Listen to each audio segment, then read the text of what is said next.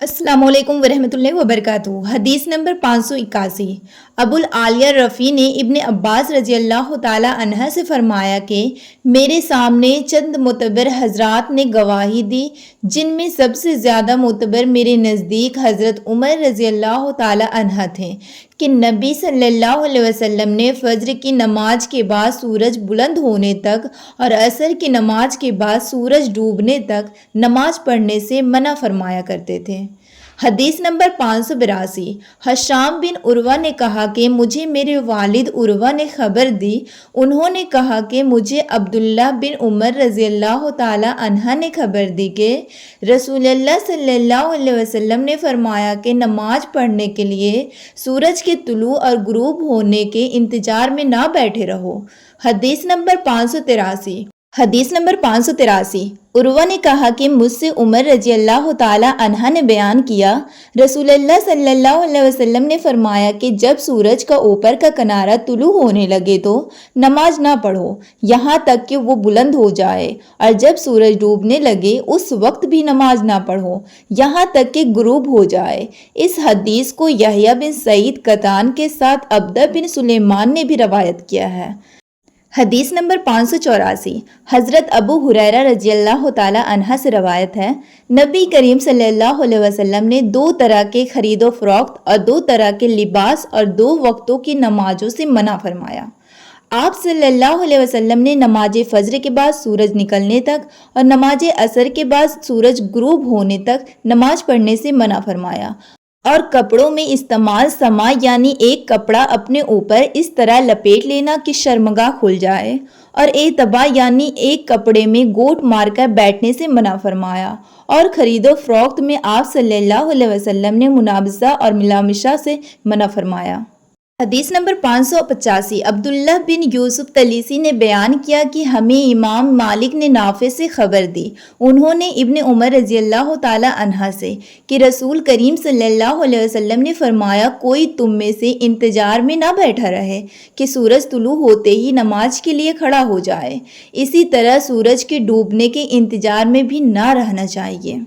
حدیث نمبر 586۔ حضرت ابو سعید خدری رضی اللہ تعالی عنہ نے فرمایا کہ میں نے نبی کریم صلی اللہ علیہ وسلم سے سنا، آپ صلی اللہ علیہ وسلم فرما رہے تھے کہ نماز فجر کے بعد کوئی نماز سورج کے بلند ہونے تک نہ پڑھی جائے، اسی طرح عصر کی نماز کے بعد سورج ڈوبنے تک کوئی نماز نہ پڑھی جائے۔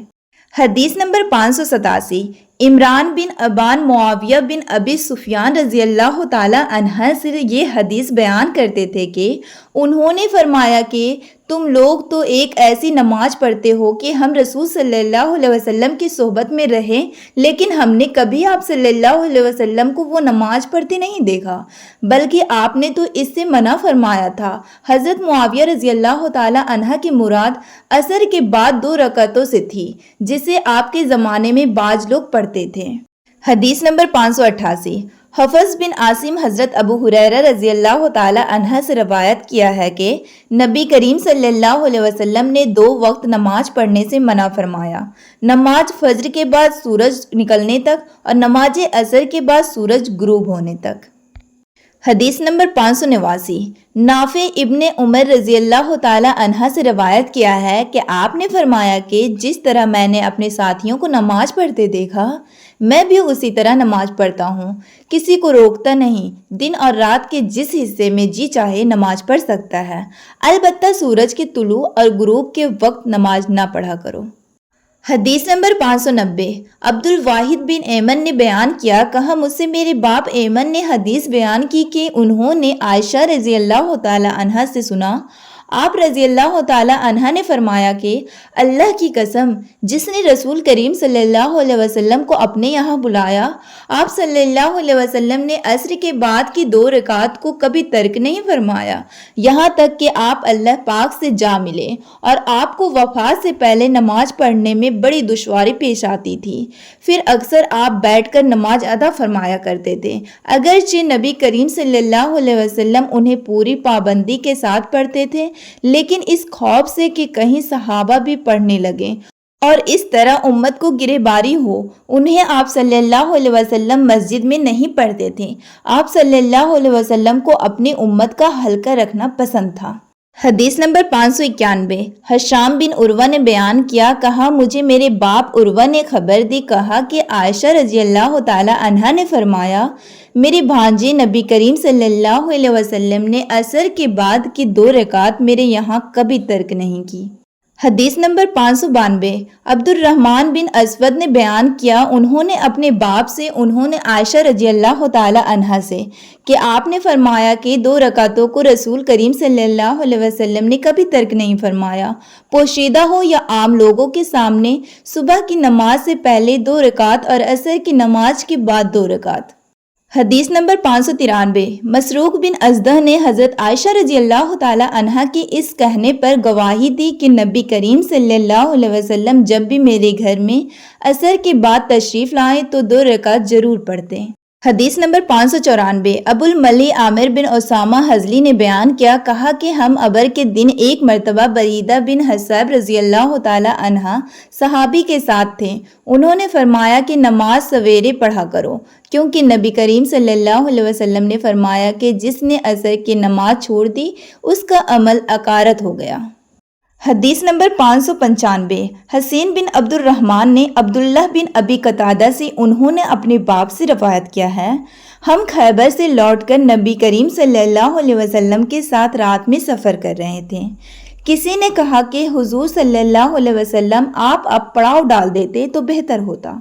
آپ صلی اللہ علیہ وسلم نے فرمایا کہ مجھے ڈر ہے کہیں نماز کے وقت بھی تم سوتے نہ رہ جاؤ۔ اس پر حضرت بلال رضی اللہ تعالی عنہ بولے کہ میں آپ سب لوگوں کو جگا دوں گا۔ چنانچہ سب لوگ لیٹ گئے اور حضرت بلال رضی اللہ تعالی عنہ نے بھی اپنے پیٹ قزاوہ سے لگا لی اور ان کی بھی آنکھ لگ گئی، اور جب نبی کریم صلی اللہ علیہ وسلم بیدار ہوئے تو سورج کے اوپر کا حصہ نکل چکا تھا۔ آپ نے فرمایا، بلال رضی اللہ تعالی عنہ تو نے کیا کہا تھا؟ وہ بولے، آج جیسی نیند مجھے کبھی نہیں آئی۔ پھر رسول کریم صلی اللہ علیہ وسلم نے فرمایا کہ اللہ تعالیٰ تمہارے اراوا کو جب چاہتا ہے قبض کر لیتا ہے اور جس وقت چاہتا ہے واپس کر دیتا ہے۔ اے بلال اٹھ اور اذان دے۔ پھر آپ صلی اللہ علیہ وسلم نے وضو کیا اور جب سورج بلند ہو کر روشن ہو گیا تو آپ صلی اللہ علیہ وسلم کھڑے ہوئے اور نماز پڑھائی۔ حدیث نمبر 596، جابر بن عبداللہ رضی اللہ تعالی عنہ سے روایت ہے کہ حضرت عمر بن خطاب رضی اللہ تعالی عنہ غزوہ خندق کے موقع پر ایک مرتبہ سورج غروب ہونے کے بعد آئے اور وہ کفار قریش کو برا بھلا کہہ رہے تھے، اور آپ نے کہا کہ اے اللہ کے رسول صلی اللہ علیہ وسلم، سورج غروب ہو گیا اور نماز عصر پڑھنا میرے لیے ممکن نہ ہو سکا۔ اس پر رسول کریم صلی اللہ علیہ وسلم نے فرمایا کہ نماز میں نے بھی نہیں پڑھی۔ پھر ہم وادی بطحان میں گئے اور آپ نے وہاں نماز کے لیے وضو کیا، ہم نے بھی وضو بنایا۔ اس وقت سورج ڈوب چکا تھا۔ پہلے آپ صلی اللہ علیہ وسلم نے عصر پڑھائی، اس کے بعد مغرب کی نماز پڑھی۔ حدیث نمبر 597، انس بن مالک رضی اللہ تعالی عنہ سے روایت ہے کہ آپ صلی اللہ علیہ وسلم نے فرمایا، اگر کوئی نماز پڑھنا بھول جائے تو جب بھی یاد آ جائے اس کو پڑھ لے، اس قضا کے سوا اور کوئی کفارہ اس کی وجہ سے نہیں ہوتا، اور اللہ تعالیٰ نے فرمایا کہ نماز میرے یاد آنے پر قائم کر۔ موسیٰ نے کہا کہ ہم سے حمام نے حدیث بیان کی کہ میں نے قتادہ رضی اللہ تعالی عنہ سے سنا، وہ یوں پڑھتے تھے، نماز پڑھ میرے یاد کے لیے۔ حبان بن حلال نے کہا ہم سے حمام نے بیان کیا، کہا ہم سے قتادہ نے، کہا ہم سے انس رضی اللہ تعالی عنہ نے، انہوں نے حضرت صلی اللہ علیہ وسلم سے پھر ایسی ہی حدیث بیان کی۔ حدیث نمبر 598، حضرت جابر رضی اللہ تعالی عنہ سے روایت ہے کہ عمر رضی اللہ تعالی عنہ غزوہ خندق کے موقع پر ایک دن کفار کو برا بھلا کہنے لگے۔ فرمایا کہ سورج غروب ہو گیا لیکن میں لڑائی کی وجہ سے نماز عصر نہ پڑھ سکا۔ جابر رضی اللہ تعالی عنہ نے بیان کیا کہ پھر ہم وادی بطحان کی طرف گئے اور آپ صلی اللہ علیہ وسلم نے عصر کی نماز غروب شمس کے بعد پڑھی، اس کے بعد مغرب پڑھی۔ حدیث نمبر 599، ابو المنہال سیار بن سلامہ بیان کیا، کہا میں اپنے باپ سلامہ کے ساتھ ابو برزہ اسلمی رضی اللہ تعالی عنہ کی خدمت میں حاضر ہوا۔ ان سے میرے والد صاحب نے پوچھا کہ رسول صلی اللہ علیہ وسلم فرض نمازیں کس طرح یعنی کن کن اوقات میں پڑھتے تھے، ہم سے اس کے بارے میں بیان فرمائیے۔ انہوں نے فرمایا کہ آپ ہجویز جوہر جسے تم صلاۃ الاولیٰ کہتے ہو سورج ڈھلتے ہی پڑھتے تھے، اور آپ صلی اللہ علیہ وسلم کے اثر پڑھنے کے بعد کوئی بھی شخص اپنے گھر واپس ہوتا اور وہ بھی مدینے کے سب سے آخری کنارے پر تو سورج ابھی صاف اور روشن ہوتا۔ مغرب کے بارے میں آپ نے جو کچھ بتایا مجھے یاد نہیں رہا، اور فرمایا کہ عشاء میں آپ صلی اللہ علیہ وسلم تاخیر پسند فرماتے تھے، اس سے پہلے سونے کو اور اس کے بعد بات کرنے کو پسند نہیں کرتے تھے۔ صبح کی نماز سے جب آپ صلی اللہ علیہ وسلم فارغ ہوتے تو ہم اپنے قریب بیٹھے ہوئے دوسرے شخص کو پہچان لیتے۔ آپ صلی اللہ علیہ وسلم فجر میں 60 سے 100 تک آیتیں پڑھتے تھے۔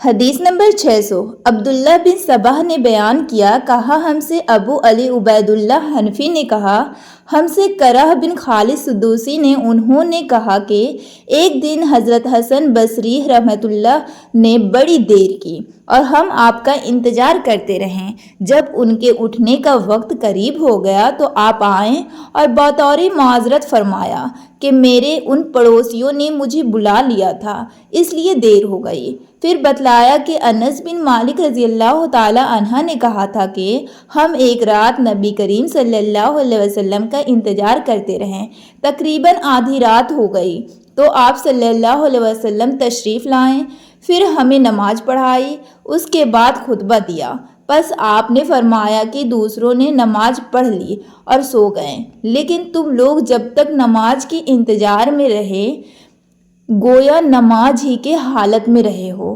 امام حسن بصری رحمۃ اللہ نے فرمایا کہ اگر لوگ کسی خیر کے انتظار میں بیٹھے رہے تو وہ بھی خیر کی حالت ہی میں ہیں۔ کرہ بن خالد نے کہا کہ حسن کا یہ قول بھی حضرت انس رضی اللہ تعالی عنہ کی حدیث کا ہے جو انہوں نے نبی کریم صلی اللہ علیہ وسلم سے روایت کی ہے۔